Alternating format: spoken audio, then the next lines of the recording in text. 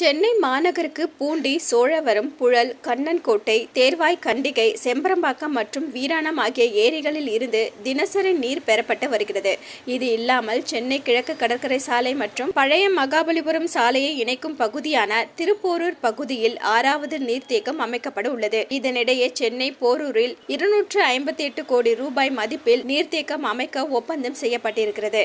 இதன் மூலம் 10,000 குடியிருப்புகளுக்கு குடிநீர் கிடைக்கப் போகிறது. இந்த திட்டத்தில் முதல் படியை குறிக்கும் வகையில் முதற்கட்ட கணக்கெடுப்பு பணிகள் தற்போது நடந்து வருகிறது. பம்பிங் நிலையங்கள் மற்றும் குளோரின் கட்டுமானங்கள், எந்திரம் மற்றும் மின் கம்பங்களை நிறுவுதல், ஏற்கனவே உள்ள நீர் விநியோக குழாய் இணைப்புகள் மற்றும் இறுதி பரிசோதனை போன்ற பல முக்கிய கட்டங்களுக்கு பிறகே திட்டம் ரெடியாகும் என்பதால் அதற்கு அதிகாரிகள் முறையாக திட்டமிட்டு வருகிறார்கள். திட்டமிடுதலுக்கு டெண்டர் விடப்பட உள்ளது. இந்த டெண்டரில் ஜெயித்து ஒப்பந்தத்தை பெற்ற நிறுவனம் 20 ஆண்டுகள் உள்கட்டமைப்பின் செயல்பாடுகள் மற்றும் பராமரிப்பு பொறுப்பை ஏற்கும் என்று அதிகாரிகள் தெரிவித்தனர்.